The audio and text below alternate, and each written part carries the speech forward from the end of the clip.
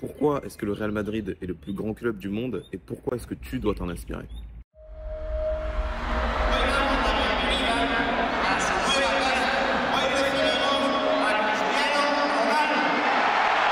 Uno, dos, tres. Alors salut à tous les gars, c'est le Don. Aujourd'hui on se retrouve pour un nouveau type de vidéo. Un type de vidéo que j'ai pas l'habitude de réaliser. Puisque sur cette chaîne normalement je diffuse plutôt mes clips musicaux. Mais j'avais envie aujourd'hui que vous puissiez voir ma passion autre que la musique. Au travers du football. Mais surtout au-delà de ça, comprendre ma mentalité, comprendre mon état d'esprit. Et mieux comprendre en fait l'énergie que je retranscris dans ma musique. Au moment où je la tourne, il y a le Real Madrid, quelques semaines de ça, a éliminé le Bayern Munich pour se qualifier en finale de Ligue des Champions, un match historique. Et en fait, ce qui est assez marrant, c'est que à chaque fois, les gens ne comprennent pas en fait ce qui se passe, ils sont tout le temps surpris du club, ils se disent qu'il y a de la chance, etc. Et ce qu'on va voir dans cette vidéo, c'est que en vérité, ça n'a rien à voir avec la chance. C'est juste l'ensemble des efforts cumulés, un ensemble de travail. Alors, on va remonter dans le temps. L'histoire du Real Madrid, ou plutôt du Madrid Football Club, débute en 1902 avec un homme qu'on nomme Julián Palacios et les frères Carlos. Donc, ce sont ces trois hommes qui ont fondé le club. Et à cette époque-là, il faut dire que le foot en Espagne n'est pas du tout professionnalisé. C'est pas encore le sport populaire que c'est aujourd'hui. On est encore à la genèse de la professionnalisation du football en Espagne. Et ces trois hommes-là participent en fait à la croissance de ce football. Et c'est à peu près 10 ans après que le Madrid Football Club va faire la rencontre d'un homme qui va tout changer pour son histoire, à savoir Monsieur Santiago Bernabéu. Alors Santiago Bernabéu, il a joué au Real Madrid pendant plus de 10 ans, pendant 14 ans il me semble. Et aujourd'hui, on ne va pas s'intéresser à sa carrière en tant que joueur, mais plutôt à ce qu'il a réussi à faire lorsqu'il est monté à la présidence du Real Madrid. Il est monté à la présidence du Real Madrid en 1943 et quand il monte à la présidence, il récupère un club qui est complètement détruit. Donc on est pendant la Seconde Guerre mondiale, on est à peine 4 ans après la fin de la guerre civile espagnole. Et donc, le Real Madrid, c'est un club qui a été fortement impacté par ces conflits. Donc, Santiago, il doit essayer de reconstruire le club, sachant qu'en plus, il a un lien affectif avec lui, puisqu'il a joué dans le club. Voilà, pendant plus de 10 ans, il a fait toute sa carrière là-bas. Donc, son but, c'est de reconstruire ce club. Et pour ça, Santiago, il avait une vision, il voyait quelque chose, en fait. Voilà, il avait de grandes ambitions, de grands projets pour ce club. Donc ça, c'est la première étape, c'est l'étape du rêve. Et le rêve, c'est une première étape et c'est une étape clé dans la réalisation de vos objectifs. Parce que tout commence par un rêve, en fait. Toute histoire commence par un rêve. Et Santiago, des rêves, lui, il en avait plein. Il en avait de très grands, il avait de très grandes ambitions pour le Real Madrid. Donc, parmi ces rêves-là, il voulait faire du Real Madrid un des plus grands clubs du monde. C'est-à-dire que avec les plus grands joueurs mondiaux, avec les meilleurs joueurs du monde, etc. Il voulait aussi reconstruire le stade. Parce qu'à cette époque-là, je pense qu'ils avaient un petit stade qui pouvait accueillir quelques milliers de personnes. Et lui, il voulait faire un des plus grands stades d'Europe. Donc pouvoir accueillir des dizaines de milliers de personnes, plus de 70 000 personnes. Voilà, c'était un des plus gros stades d'Europe. Donc, ça fait deux objectifs. Ensuite, il avait une troisième aussi idée en tête. Il voulait que son club il soit reconnu sur l'échelle européenne en affrontant d'autres clubs européens et aussi à l'international, en affrontant des clubs étrangers. Donc, il voulait vraiment que son club soit le meilleur du monde, mais non pas seulement reconnu en Espagne, mais aussi à l'échelle mondiale, en fait. À l'échelle mondiale, que ce soit reconnu. Donc finalement, qu'est-ce qu'on observe dans les rêves qu'avait Santiago Bernabéu, c'est que finalement, en fait, il a fait comme nous tous. C'est-à-dire qu'il s'est mis à rêver et il ne s'est pas imposé des barrières pendant qu'il rêvait. Non, il s'est en fait tout simplement émerveillé sur les possibilités de ce monde. C'est-à-dire que, comme un enfant, lorsqu'on lui demande de rêver, de raconter ce qu'il a envie de faire, euh, il ne prend pas en compte les limites du réel. Et c'est ça aussi qu'il faut que tu fasses lors de cette étape du rêve, en fait. Il ne faut pas que tu te limites, que tu te mettes directement des barrières du réel, ce genre de barrières qui te pousse à croire que tu ne peux pas faire les choses, ce genre de barrières qui te force à penser en fait que tu as une bonne idée, oui c'est vrai, c'est pas mal ce que j'ai envie de faire, ce que j'ai envie de réaliser, mais je pense pas que j'en suis capable, ou alors c'est vrai que c'est une bonne idée, ce serait pas mal, mais je suis pas sûr que je puisse le faire aujourd'hui, ou on verra demain, etc. Non, il faut pas se laisser entraîner par ces barrières-là, justement. Lorsqu'on rêve, le but du rêve, c'est vraiment de se détacher de ça, en fait. De ne pas se limiter par le réel. Et c'est exactement ce qu'a fait Santiago ici, puisque, comme je vous ai dit, les rêves qu'il avait, pour l'époque, il faut remettre dans le contexte, c'était surréaliste. C'était surréaliste, ça n'existait pas ce qu'il demandait.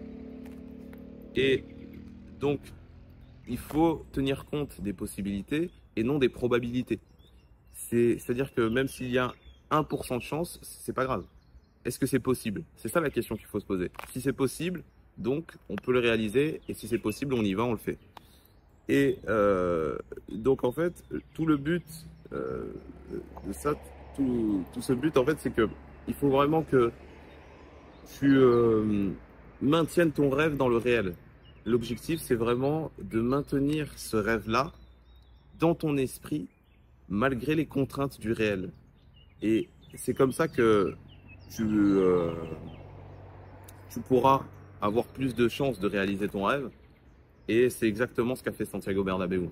Alors, rêver c'est bien, c'est intéressant, mais tu te doutes bien que si dans ta vie tu ne fais que rêver, hein, tu as la tête en l'air en permanence, tu vas finir par te perdre. Donc c'est pas ça qui va te permettre uniquement de réaliser tes objectifs. Pour réaliser tes objectifs, il te faut aussi un plan. Et donc, pour en revenir à Santiago Bernabéu, lui, il avait de grandes idées, mais la question finalement qu'il faut se poser, c'est comment est-ce qu'en fait je vais réussir à réaliser ce rêve? Qu'est-ce qui aujourd'hui me sépare de la réalisation de ce rêve en fait? Qu'est-ce qu'il faut que je fasse concrètement pour pouvoir le réaliser?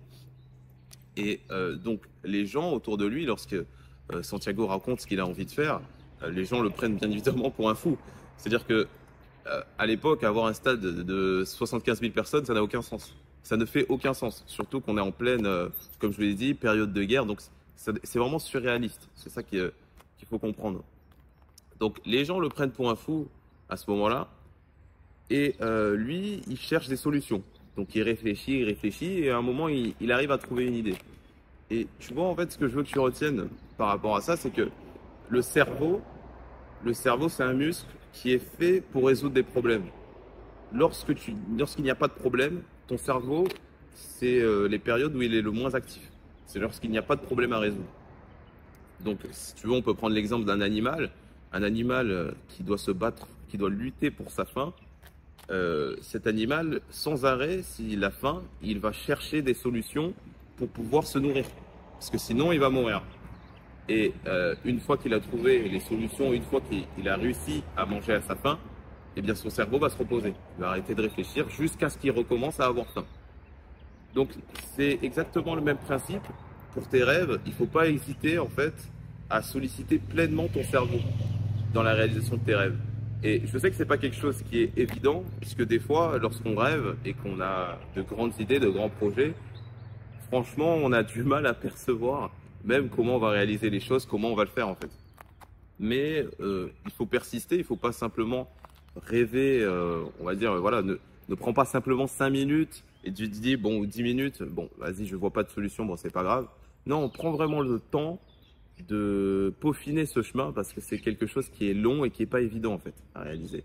Donc sollicite pleinement ton cerveau sur, même si ça dure une longue période pendant laquelle tu ne trouves pas de solution, c'est pas grave. Voilà. Continue de réfléchir et tu finiras par trouver quelque chose. Donc Santiago, lui, il a une idée. Son idée, elle est assez simple. Hein. C'est qu'il se dit que s'il rénove les infrastructures du stade, donc s'il crée un nouveau stade, qui modernise les infrastructures afin d'améliorer la formation des jeunes, etc. Donc, il rénove les infrastructures, il recrute des grands joueurs. Mais dans ce cas-là, il y aura un public beaucoup plus affluent qui va venir voir les matchs du Real Madrid.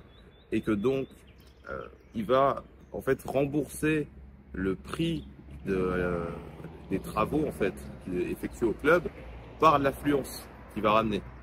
On peut le résumer tout simplement par plus de places, plus de monde et donc plus d'argent qui viennent. Donc ça, c'est son plan, mais maintenant le plan, il faut l'exécuter. Voilà. Une fois qu'on a un plan, il faut passer à la réalisation. Et donc pour le réaliser, il a une idée qui est assez innovante, assez ingénieuse, c'est qu'en fait, il va partager son rêve.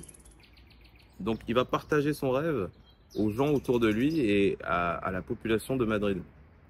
Donc il va intégrer les gens dans son rêve. C'est-à-dire que pour la réalisation des travaux donc, du stade, il va permettre à ce qu'on appellera plus tard les socios, donc qui étaient tout simplement des habitants de Madrid, d'investir dans le club, donc directement de donner de l'argent et ainsi d'avoir des parts dans le club. Donc c'est-à-dire que le club va appartenir au peuple qui va financer les travaux. Et pour ça, donc il a dû convaincre des gens. Et quand je vous dis qu'il a dû convaincre des gens, c'est pas des centaines de personnes, c'est des milliers de personnes, même des dizaines de milliers de personnes qu'il a dû convaincre de son projet. Donc, c'est-à-dire que ce qui est bien, ce qui est important à retenir ici, c'est que lorsqu'on a son rêve, lorsqu'on a un plan, au fil du temps, on va être tellement imprégné de ce rêve-là que vous allez, de un, ça va se faire ressentir.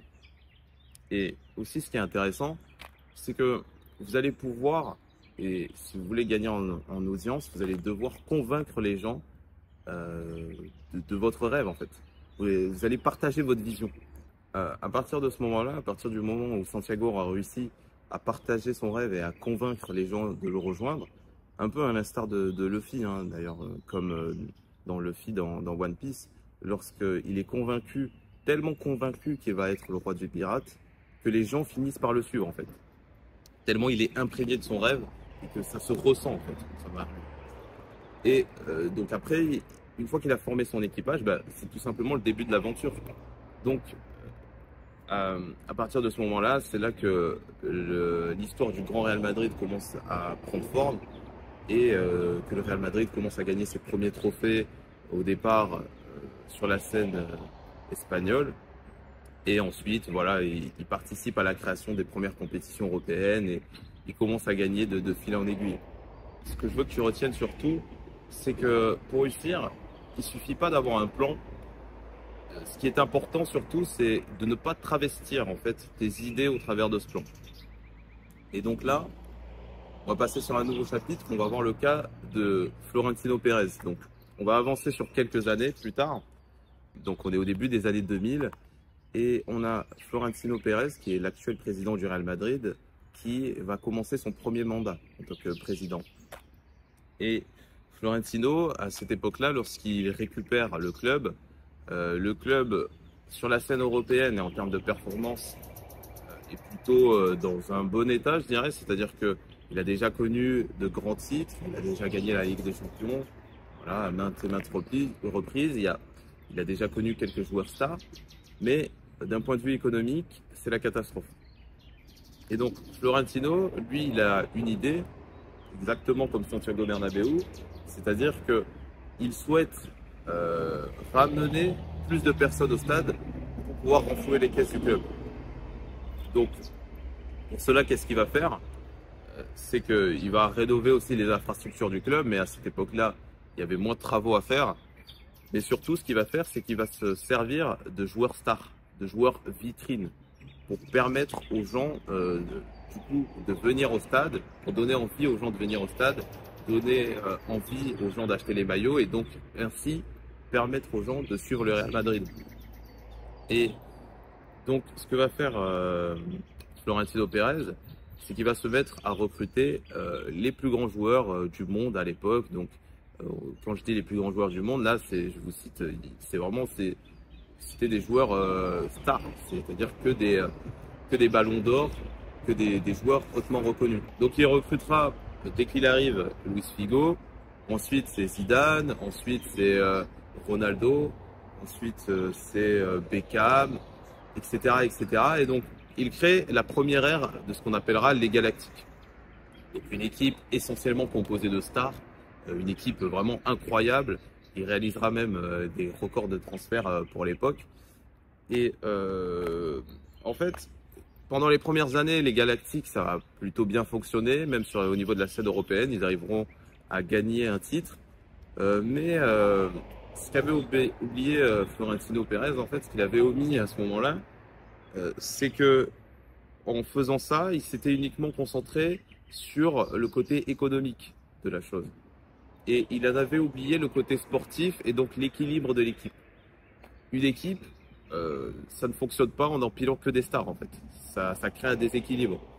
Et au départ, ça ne se voyait pas, comme je disais, sur les 2 premières années, mais lorsque les performances sportives ont commencé à chuter, a commencé à dégringoler, c'est là que, en fait, ça a commencé à être la débandade, en fait, jusqu'à la fin du premier mandat de Florentino Pérez. En fait, ce qui est important à retenir ici, c'est que Florentino Pérez, il travaillait plus pour son équipe, il travaillait plus pour son équilibre et avoir la meilleure équipe, il travaillait simplement pour le regard des spectateurs envers son équipe. Donc, il travaille pour le regard des autres. Et quand on travaille pour le regard des autres, le problème, c'est qu'on finit par travestir ses idées. On finit par se perdre et on finit par s'oublier. Et c'est ça que je veux que tu retiennes, c'est que en fait, il faut pas travestir tes idées. Il faut que tu travailles pour toi. Il faut vraiment pas que tu travailles tout simplement pour le regard des autres. Il faut que tu fasses réellement les choses pour toi, que tu te trouves une raison. Ça peut être, je sais pas, ta famille, quelque chose, en tout cas de concret, qui va te pousser à avancer quoi qu'il arrive. Donc, ce qui est important de savoir, c'est que si tu travailles pour le regard des autres, tu vas travestir ton plan, travestir tes idées, et ça va se faire ressentir en fait. Tout ça, ça va se faire ressentir. Et donc ça, Florentino Pérez, il avait très bien compris. Et lorsqu'il revient en 2009 pour son second mandat, il part toujours sur le même modèle, sur le même plan de réalisation. Donc à savoir faire venir des joueurs stars, des joueurs vitrines, qui sont aussi bien pour le côté sportif, puisque c'est tout simplement les meilleurs joueurs mondiaux. Mais cette fois-ci, il décide de recruter à côté des joueurs un peu plus modestes, des joueurs un peu moins connus, pour l'équilibre de l'équipe. C'est donc là qu'il crée en fait la deuxième ère, la seconde ère des Galactiques. Et donc là, on est en 2009, on est à l'aube de la seconde ère des Galactiques. Donc il recrute Ronaldo, Kaka, Benzema, Raúl Albiol et j'en passe. Et ce que je veux te poser maintenant comme question, ce que je veux t'inviter à réfléchir, c'est maintenant que le président a la bonne mentalité et qui souhaite avancer sur la bonne direction du club, à savoir faire du Real Madrid le club le plus grand du monde et qu'il se concentre non pas que sur les projecteurs, sur le côté économique, mais également sur le côté sportif. D'ailleurs, ça fait penser un peu cette histoire au PSG. Et on va en parler peut-être dans une autre vidéo. Donc maintenant que pour le président c'est bon, que le recrutement commence à être bon, que l'entraîneur commence à être bon, qu'est-ce qui se passe en fait lorsque dans un club, lorsque dans une équipe, on a tout le monde qui avance vers une seule et même direction, vers un seul et même but. En fait, ce qui se passe, c'est que pendant les premières années, certes, ça va être difficile, mais ensuite, une fois qu'en fait la machine est lancée, au bout de quelques années, 3, 4, 5 ans, on a tout simplement une équipe de légende en fait. Une équipe qui devient légendaire, tout simplement. Et c'est ce qu'on constate actuellement, c'est le Real Madrid. On obtient en fait le Real Madrid des 10 dernières années. Comment parler du Real Madrid sans parler des joueurs qui ont contribué en fait à cet effort-là? Et donc je t'en ai cité quelques-uns auparavant, mais je peux continuer de t'en citer. Donc on a dit Zidane, Ronaldo, Benzema, Kroos, Modric. Et ces joueurs, ils ont tous un point commun, au-delà d'être passé par le Real Madrid, c'est que ce point commun, c'est tous que ce sont des joueurs de légende en fait.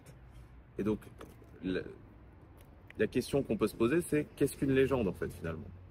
Une légende, c'est quelqu'un qui est au-dessus d'un gagnant, parce qu'une légende, c'est quelqu'un qui base sa confiance non pas sur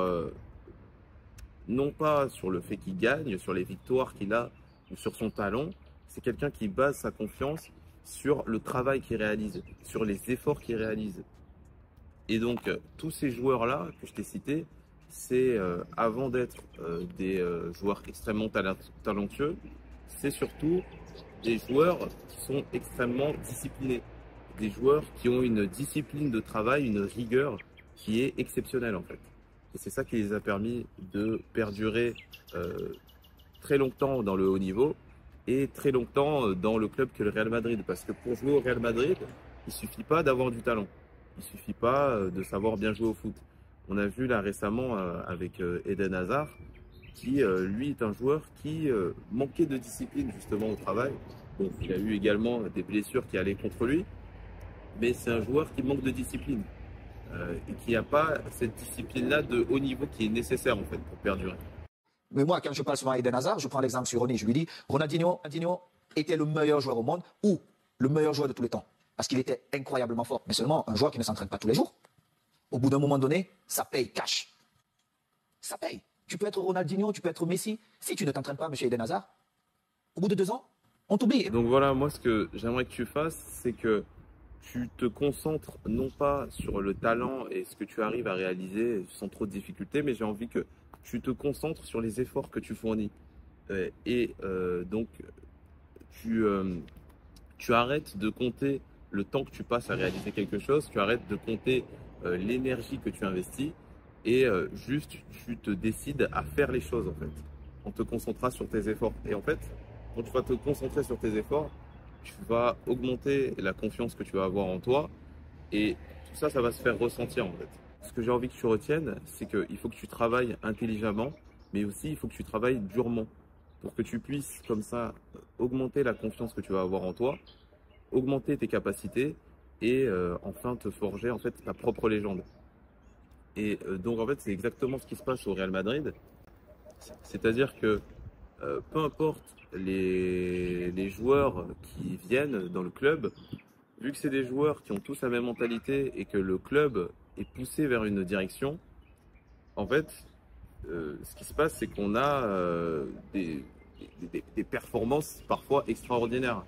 C'est-à-dire que ces joueurs, peu importe si ils sont acculés, ils sont contre le mur, peu importe si lorsqu'ils jouent un match, ils ont peu de probabilité de le remporter, s'ils ne sont pas favoris, comme je vous l'ai dit, ils se concentrent sur la possibilité. Et c'est ce qui crée des renversements comme on a eu là récemment entre le Real Madrid et Bayern Munich, mais il y a eu aussi le Real Madrid et City avant. Donc c'est ça, c'est-à-dire que ce n'est même plus les joueurs qui font le club, c'est-à-dire que tellement que c'est ancré dans le club, dans l'identité, cette mentalité-là, c'est le maillot, la camiseta, comme on dit en espagnol, qui porte les joueurs en fait. Les joueurs, ils viennent même plus au Real Madrid, ils viennent pas du tout même pour l'argent, ils viennent pour la légende. Ils viennent pour construire l'histoire du club, ils viennent parce qu'ils sont attirés par le rêve. En conclusion, pour la réussite de tes objectifs, il va te falloir d'abord un rêve. Donc comme Santiago Bernabéu, il va te falloir rêver grand, rêve sans limite, jusqu'à ce que toi-même tu sois convaincu de ton rêve. Donc ce qu'il faut garder en tête, c'est qu'il te faut garder les pieds sur terre, mais avoir la tête dans les étoiles. Donc il faut que tu gardes les pieds sur terre, mais la tête dans les étoiles. Ainsi, une fois que tu auras rêvé grand et que tu te seras imprégné de ton rêve, tu pourras partager ta vision aux autres et ainsi les convaincre de rejoindre ton équipage, de rejoindre ton rêve et participer avec eux à la réalisation de ce rêve-là. Il faut aussi que tu te concentres sur les possibilités et non pas les probabilités. Peu importe qu'aujourd'hui tu penses que ce que tu dois faire, ce que tu veuilles réaliser soit impossible. Si c'est possible, S'il y a 1% de chance, il faut que, comme le Real Madrid, tu te concentres en fait sur ce 1%. Parce que honnêtement, ce 1% de chance que toi tu estimes, peut-être que si tu fais une bonne rencontre, peut-être que si tu croises la bonne personne, peut-être que ce ne sera pas 1% finalement. Peut-être que ce sera plus en fait, tu n'en as aucune idée. Il te faudra également un plan précis pour réaliser tes rêves.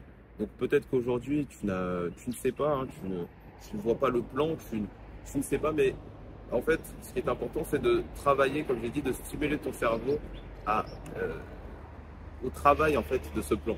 Et c'est un travail qui est journalier. Donc tu travailles chaque jour, tu réfléchis comment est-ce que tu vas faire. Chaque jour, chaque semaine, chaque mois.